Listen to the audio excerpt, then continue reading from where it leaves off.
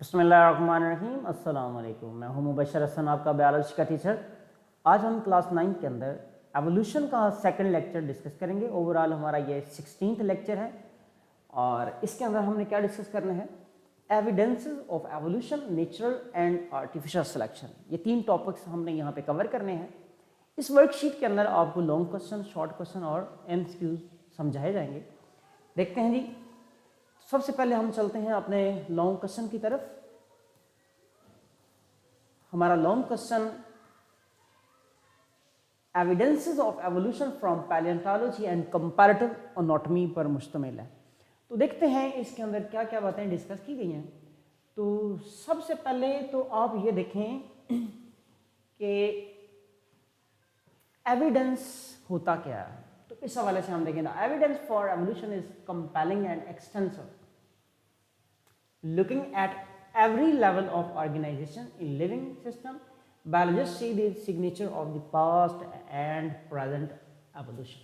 यहाँ पे सबसे इंपॉर्टेंट जो पॉइंट आपको नजर आ रहा है, बायोलॉजिस्ट क्या देखते हैं, signature of the past and the present evolution. वो प्रेजेंट एनिमल के हवाले से बात कर रहे होते हैं या प्रीवियस एनिमल के।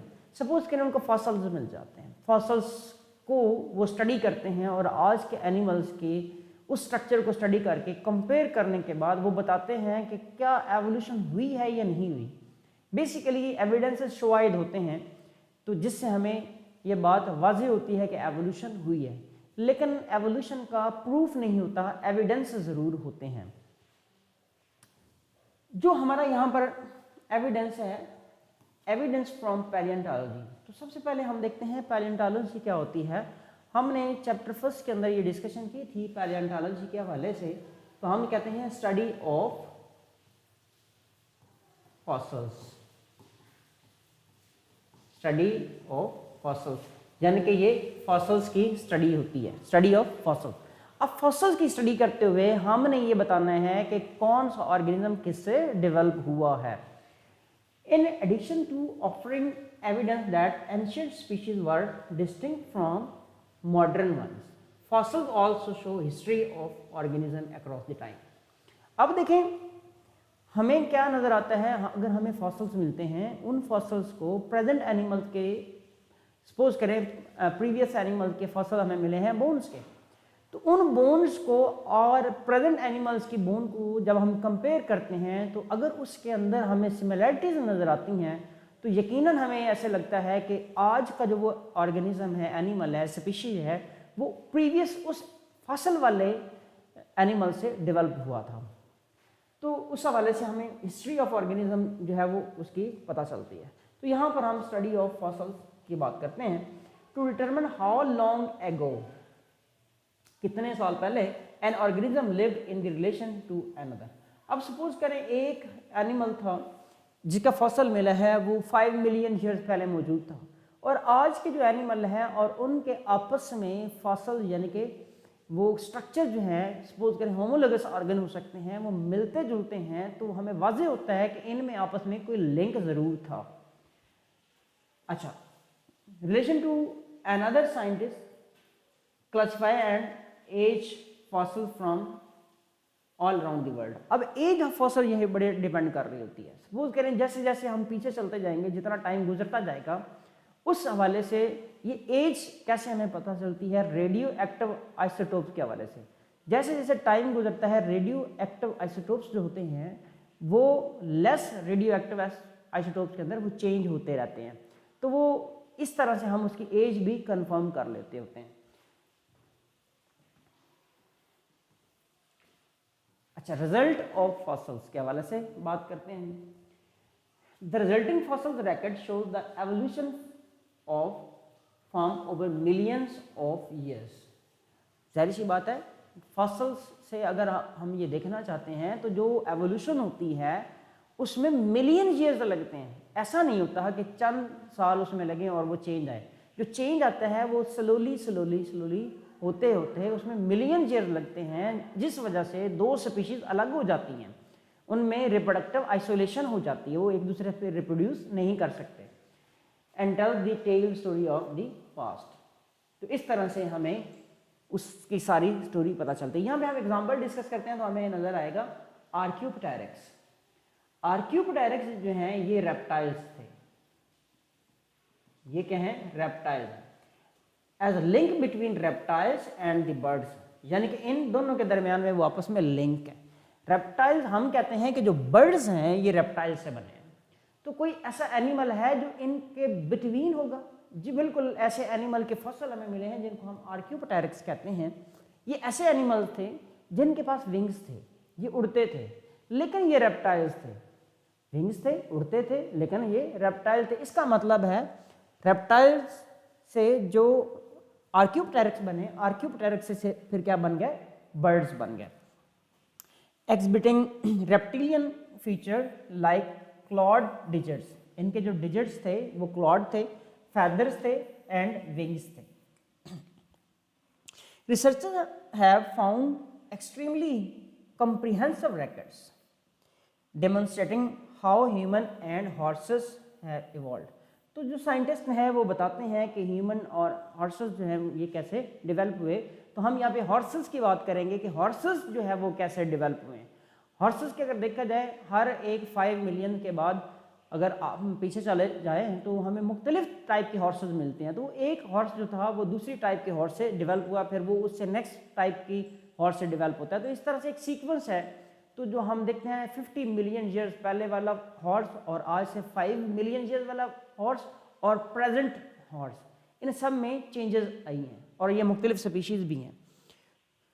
तो यहाँ पर हम चलते हैं जी कंपैरेटिव एनाटॉमी की तरफ। ये एक इम्पॉर्टेंट शॉर्ट क्वेश्चन भी है और लॉन्ग क्वेश्चन भी है। कंपैरेटिव एनाटॉमी, एनाटॉमी होती है बेसिकली इंटरनल स्ट्रक्चर की study, internal structure, study of internal structure, यानी कि हमारे इंटरनल स्ट्रक्चर जैसे कि बोन्स हो सकते हैं। Existence of structure in creature with the same fundamental shape is another type of evidence. अब सपोज करें, तो कहता है कि बहुत सारे ऑर्गेनिज्म है जिनके इंटरनल स्ट्रक्चर एक जैसे हैं।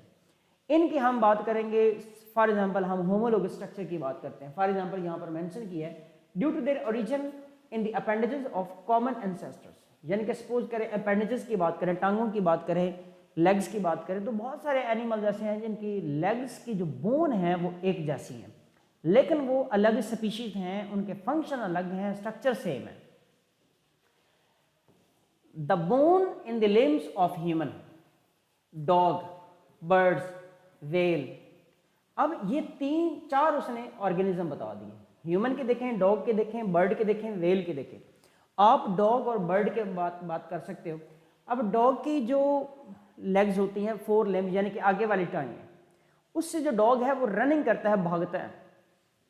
लेकिन जो बर्ड्स हैं इसकी आगे वाली टांगें जो हैं किस में तब्दील हुई हैं, विंग्स के अंदर। अब वो विंग्स से क्या करता है, फ्लाई करता है। लेकिन इंटरनल बोन्स देखें तो वो एक जैसी हैं। हॉर्स की देखें, हॉर्स की भी बोन्स एज इट हैं। और अगर वेल के फ्लिपर देखें, वेल जो होती है एक मैमल है, इसके फ्लिपर्स होते हैं, वो फ्लिपर से स्विमिंग करते हैं, लेकिन उसकी इंटरनल जो बोन्स होती हैं उसका स्ट्रक्चर, डॉग की 4 लिम्ब का स्ट्रक्चर या बर्ड्स के विंग्स का स्ट्रक्चर जो होता है वो एक जैसा होता है, लेकिन तीनों जो है वो अपना अपना फंक्शन अलग करते हैं। एक स्विमिंग कर रहा है, दूसरा रनिंग कर रहा है, तीसरा फ्लाई कर रहा है। तो ये कहा जाता है कि ये देखो स्पीशीज तो डिफरेंट है, हो सकता है इनके एंसेस्टर जो हैं वो एक जैसे हों और मिलियंस ऑफ ईयर्स के बाद ये थोड़ी थोड़ी स्लाइट चेंजेस आती गई और ये नई स्पीशीज डेवलप होगी। यहां पर हम इसकी बात कर रहे थे।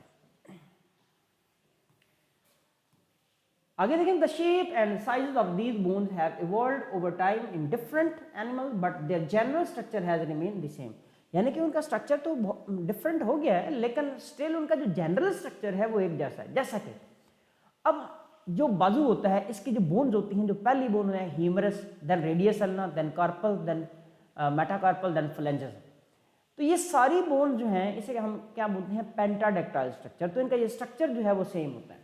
These similar parts are known as homologous structure. तो इनको हम होमोलोगस स्ट्रक्चर का नाम दे रहे होते हैं। तो यहां पे हमने ब्रीफली डिस्क्राइब कर लिया है 2 पॉइंट्स को। अब हम चलते हैं अपने शॉर्ट क्वेश्चन की जाना। हमारा जो फर्स्ट शॉर्ट क्वेश्चन है यहाँ पर वो कौन सा है जी? What are vestigial organs. ये एक बड़ा इंपॉर्टेंट शॉर्ट क्वेश्चन है। अब ये देखें, अगर होमोलॉजी अगर हम देखें इसको डिस्कस करना हो तो कंपैरेटिव एनाटॉमी में भी डिस्कस कर सकते हैं वेस्टिजियल ऑर्गन को, आप यहाँ पर भी डिस्कस कर सकते हैं। वेस्टिजियल ऑर्गन्स क्या होते हैं? देखिए बड़ा इंपॉर्टेंट शॉर्ट क्वेश्चन है, आपने इसे नोट करना है। गिव एग्जाम्पल, इसका मतलब है यहाँ पर क्या है 2 + 1 = 3। इस तरह से ये आपका शॉर्ट क्वेश्चन है। पहले आपने डेफिनेशन बतानी है। वेस्टिजियल ऑर्गन हमारी बॉडी के वो ऑर्गन्स होते हैं जो बॉडी में मौजूद तो होते हैं लेकिन उनका फंक्शन नहीं होता। हमारे ही बॉडी के अंदर मौजूद है, फंक्शन नहीं है, लेकिन किसी और ऑर्गेनिज्म में मौजूद है और फंक्शन भी परफॉर्म कर रहे हैं। Vestigial organ are the inactive non functional structures of an organism that have lost their use over time. यानी कि हो सकता है एंसेस्टर में इस्तेमाल होता होगा लेकिन अभी उसका यूज नहीं है। मैं यहाँ पर एक एग्जांपल दूंगा अपेंडिक्स की। आप देखिएगा ह्यूमन के अंदर जो अपेंडिक्स है इसका फंक्शन नहीं है, लेकिन इसी अपेंडिक्स की अगर बात की जाए हर्बीवोर्स के अंदर, तो हर्बीवोर्स में क्या होती है, ये फंक्शनल है और ये डाइजेशन में रोल प्ले करता है। हमारी बॉडी में मौजूद है लेकिन फंक्शनल नहीं है। इसी तरह मल्टीपल ऑर्गन्स हैं, जैसे कि हम कहते हैं विंग्स ऑफ फ्लाइटलेस बर्ड्स। अब फ्लाइटलेस बर्ड्स जो हैं फ्लाइटलेस, जैसा कि हम कहते हैं ऑस्ट्रिच है, उसके विंग्स हैं लेकिन वो उसे फ्लाई नहीं करता, उड़ता नहीं है, उसके लिए वो यूजलेस है। इसको हम बोलेंगे वेस्टिजियल ऑर्गन। इसका मतलब है ऑस्ट्रिच उन एंसेस्टर से बना है जो फ्लाई करते थे, विंग्स मौजूद हैं लेकिन ये अब विंग्स यूज नहीं करता। आगे चलते हैं लीव्स ऑन सम कैक्टस। अब leaves on some cactus, leaves जो होते हैं ये आप देखें कैक्टस पर लीव्स तो मौजूद हैं लेकिन उनका फंक्शन नहीं है। वो नीडल लाइक लीव्स हैं जिनका फंक्शन नहीं है क्योंकि उसकी स्टेम ही फोटोसिंथेटिक होती है। Wisdom teeth of human, human जो होता है इसके विजडम टीथ होते हैं जो लास्ट पे निकलते हैं, जिन अक्ल दाढ़ें भी कहते हैं। उनका फंक्शन नहीं होता, ना उसका ग्राइंडिंग में फंक्शन होता है ना कोई और फंक्शन होता है, लेकिन मौजूद होते हैं। ऐसे ऑर्गन को हम क्या बोल रहे होते हैं? वेस्टिजियल ऑर्गन, यानी कि बॉडी में मौजूद है लेकिन फंक्शन नहीं है। ये हमारा शॉर्ट क्वेश्चन कंप्लीट होता है। आगे चलते हैं, that is very important short question. इसमें ये डिफरेंस है तो यहाँ पे हमने 3 डिफरेंसेस मेंशन करने हैं, तो फिर जाके हमें 3 मार्क्स जो हैं वो मिलेंगे। नंबर फर्स्ट पे देखिएगा, डिफरेंस किसमें हम कर रहे हैं? कंपैरिजन है between natural selection and artificial selection. Natural selection occur when natural environmental conditions changes, यानी कि एनवायरमेंट की कंडीशन जो है वो चेंज होती है। ये क्वेश्चन हमारी बुक में भी एज इट लिखा हुआ है।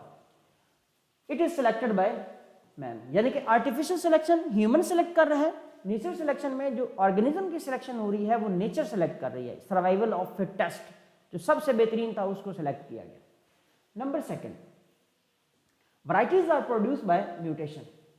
ये एक बात हमने बताई है म्यूटेशन, इसके अलावा और भी बात है। आपने कहा था रैंडम असॉर्टमेंट भी कहा था, इसके बाद म्यूटेशन आ जाती है, उसमें उसके बाद क्रॉसिंग ओवर का आपने जिक्र किया था। तो 3 बातें हैं, तो आपने यहाँ पर एक पॉइंट रखना है mutation. Varieties are produced by selective breeding. हमने देखो ह्यूमन ने सेलेक्ट कर लिया, सपोज करें उसने ब्राउन शीप को सेलेक्ट कर लिया, बाकी शीप को सेलेक्ट नहीं किया, तो ब्राउन शीप जो है वही उसका कोट कलर जो है ब्राउन है वही नेक्स्ट जनरेशन में आएगा। तीसरे पॉइंट पे हमने क्या डिस्कस करना है? It operates in the natural population. ये देखिए नेचुरल पॉपुलेशन में होता है, यानी कि you can say wild animals के अंदर होता है। यहाँ पर कहता है it operates in the domesticated population. Domesticated population जो यानी कि ह्यूमंस के कंट्रोल में होती है, उन्होंने रखे होते हैं, जैसे पालतू जानवर होते हैं, उसमें काउज हो सकती हैं, डियर हो सकते हैं एंड सो ऑन, गोट्स हो सकती हैं, शीप्स हो सकती हैं। Fourth point, it is a slow process.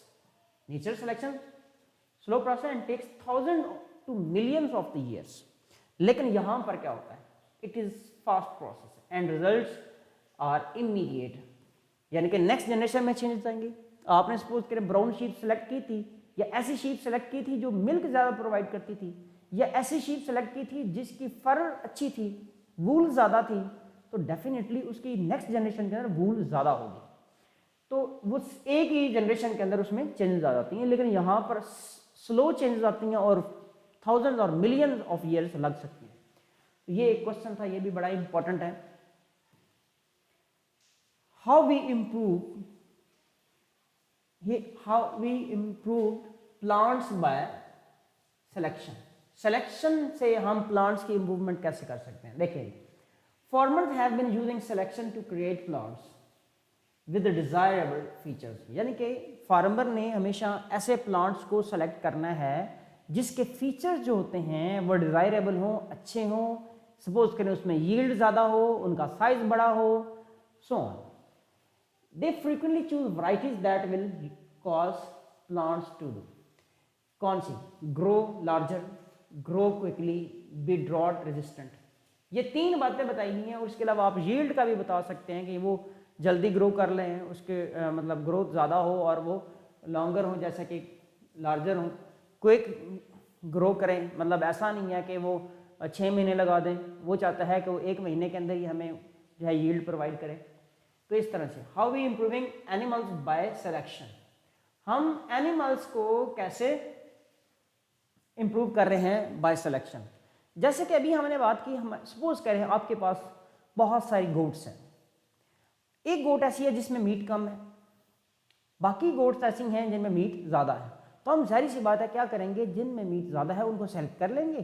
जिसमें मीट कम है डेफिनेटली वो एनर्जी तो नहीं ले रही है, उसको हम क्या करेंगे, उस एनवायरनमेंट से ख़त्म कर देंगे, बाकी को सेलेक्ट कर लेंगे। इसी तरह हमारे पास शीप्स हैं जो मिल्क ज़्यादा देती हैं, हम उनको सेलेक्ट कर लेंगे और बाकियों को सेलेक्ट नहीं करेंगे।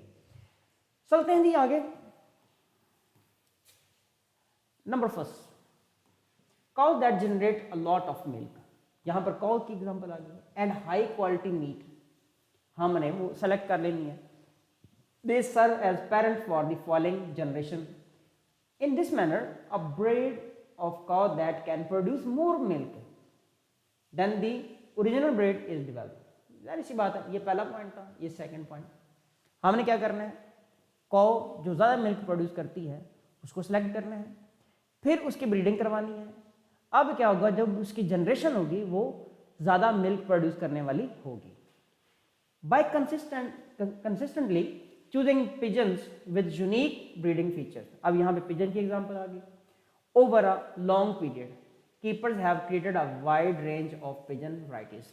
अब सपोज करें हमने इसी तरह पिजन्स को सिलेक्ट कर लिया। सपोज करें उनका कलर हमें पसंद था, उसकी बीक पसंद थी, या उनका फैदर्स पसंद थे, ठीक हो गया। तो उनको हमने सेलेक्ट कर लिया जो हमारी पसंदीदा है, जो फ्लाइट ज़्यादा करते थे। तो उनकी जनरेशन लेते रहे, next to next, next to next. तो हमारी पॉपुलेशन के अंदर सिर्फ वही उसी टाइप के पिजन्स होंगे। लेकिन हमने तो वो सेलेक्ट कर लिए हैं, लेकिन जब लॉन्ग टाइम गुजरेगा उनमें भी जेनेटिक वेरिएशन आएंगी, चेंजेस आती रहेंगी। अब वो नेचुरल सिलेक्शन की तरफ भी जा रहा है। तो ये इस हवाले से हमने बात कर ली। अब एक क्वेश्चन जो हमने लॉन्ग क्वेश्चन के अंदर डिस्कस किया है, पैलियोंटोलॉजी और कंपैरेटिव एनाटॉमी में डिफरेंस। अब ये 2 एविडेंसेस हैं, इनमें डिफरेंस भी आ सकता है। तो इसको हम देखते हैं जी।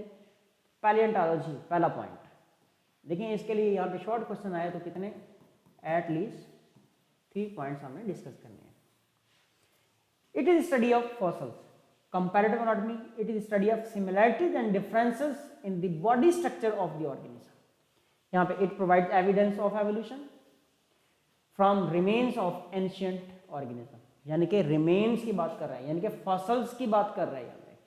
यहाँ पर क्या होता है, it provide evidence of evolution by comparing body parts of the present day animals. यानी कि आज के जो एनिमल्स मौजूद हैं उनके बॉडी पार्ट्स और एंशिएंट ऑर्गेनिज्म के बॉडी पार्ट्स के साथ कंपेयर कर सकते हैं।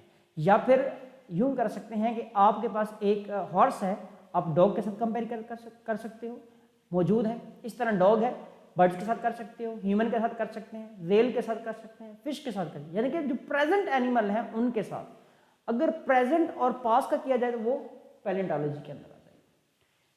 एग्जाम्पल, ये हमारे पास सेकंड पॉइंट और ये third point. Example archaeopteryx links between reptiles and birds. Example similar link of bones in human, dogs, birds and whales and horse भी आप लिख सकते हैं।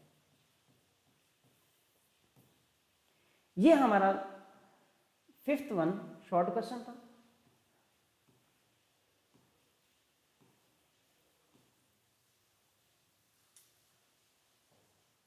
अब हम चलते हैं अपने मल्टीपल चॉइस क्वेश्चन की तरफ। Number first, researchers have explain the evolution of horses by studying.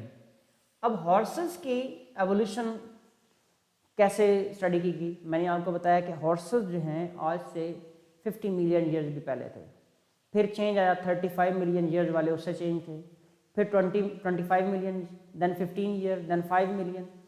तो हर एक फॉसल की स्टडी की है हमने, और फिर वो फॉसल किसका था? वो डिफरेंट हॉर्स का था।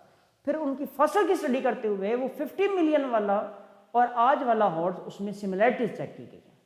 तो ये हम किसकी बात करेंगे? फॉसल्स की स्टडी करते हुए हमने ये बात देखी है। Evidence of evolution can not be found from. Evidence किससे नहीं हो सकता? देखिए, हमने बात की पैलियोंटोलॉजी से हो सकता है, बॉडी कलर से यहाँ पर हमने देखना नहीं होता कि खाली आप बॉडी कलर देख लें और उससे एवोल्यूशन का अंदाजा लगा लें, ऐसा नहीं होता।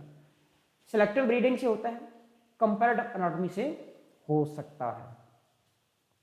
तो हमारा ऑप्शन यहाँ पे क्या है? वो बॉडी कलर है।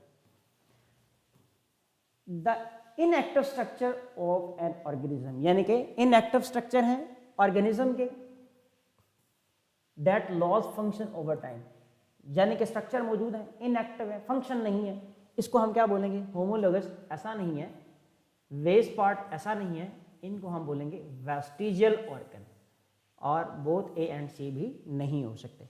होमोलोगस स्ट्रक्चर वो होते हैं जिनका स्ट्रक्चर सेम होता है, फंक्शन डिफरेंट होता है। जैसे कि हमने बात की हॉर्स की लेग्स और बर्ड्स के विंग्स। आगे चलते हैं, क्वेश्चन नंबर 4 है हमारा, examples of homologous structure.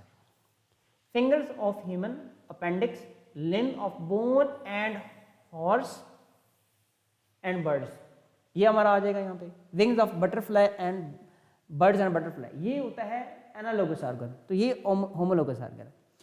Plants were selectively bred for large growth, quick growth,